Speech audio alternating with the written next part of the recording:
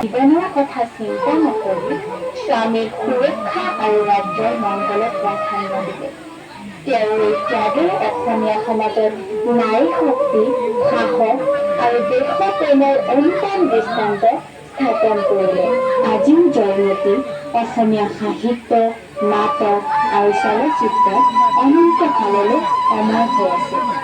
ৰূপকৰ জ্যোতিপ্ৰসাদ আগৰৱালাদেৱৰ জয়মতী চলচ্চিত্ৰৰ